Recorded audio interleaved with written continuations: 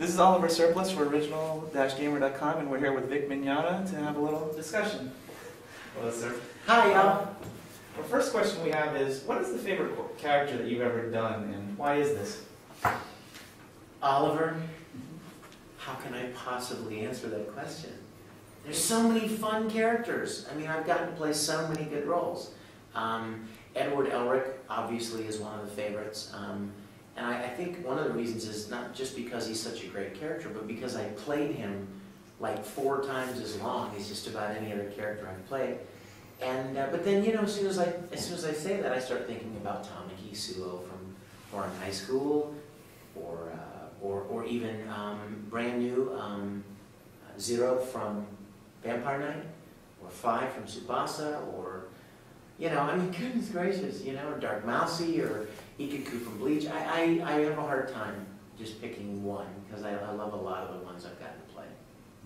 Are there any that you regret, maybe as like mistiming on your part, or like maybe a setup, you didn't know what the character was too well? Well, you know what, I will be honest with you, there have been a couple of characters in the past that I was brought in to play, and I didn't know anything. They're like, just play this guy, and this is what he is, or this is what he does.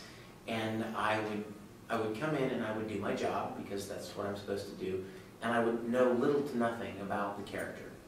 And I would do my best, and of course the director was fine with it, but then after the fact I would find out like more about the show, or more about the character, like, ew. Okay, well, you know, I'm just a hired actor, I'm just playing the role, so I do the best I can with it. But there have been a couple of those, but for the most part I've really, really enjoyed every character I've ever gotten to play. A voice actor named Carlos Ferro, he plays Dominic Santiago in Gears of War. He once told me a story about how some voice actors are kind of apathetic to the medium. They view it as a paycheck rather than art. What do you think about that? Well, I think anyone who knows me knows that that is not the way I feel about it. I agree with him. There are a lot of actors out there that quote-unquote dial it in. In other words, they're just like, you know, you're reading the newspaper or reading a magazine in the recording booth, and then like at the last minute, they'll sit forward and do the line, and then go back to reading the magazine. They only do it for a paycheck. And I think those are the people, I think you can tell, I really do. I think you can tell from their performances. I think people that really get invested in a character and really pull out all the stops emotionally, and, you know, and just go for it, I think the audience can tell. And I think it comes across as a better, more authentic, believable performance. Those kind of actors, they may or may not do conventions, because they're not really into that, they're just doing the job. And if they do, they will spend the absolute minimum amount of time, you know, in a autograph session, and they won't hang out with the fans 1 minute longer, and they certainly won't like hug the fans or take lots of pictures, or, you know what I'm saying?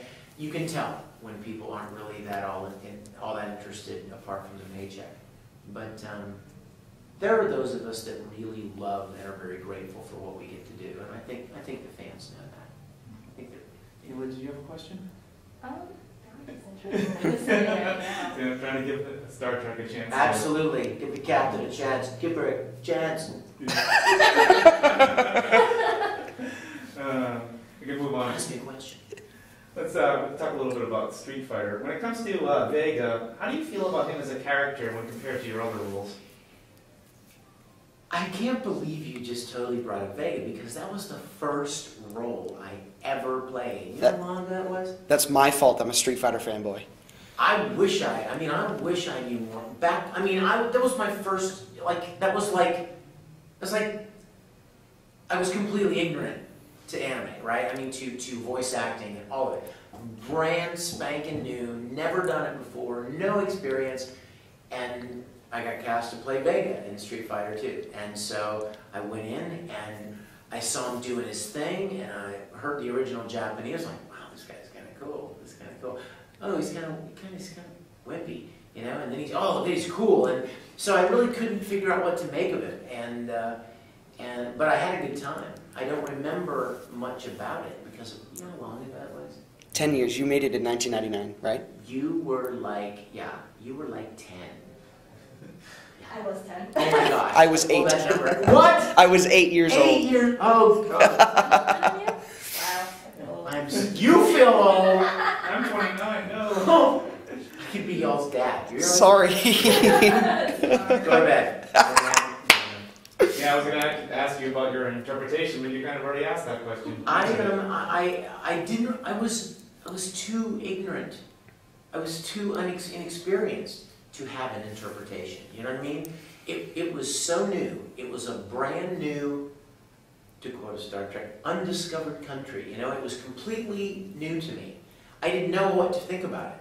I was really kind of just getting acquainted with voice acting. You know what somebody gave me last year?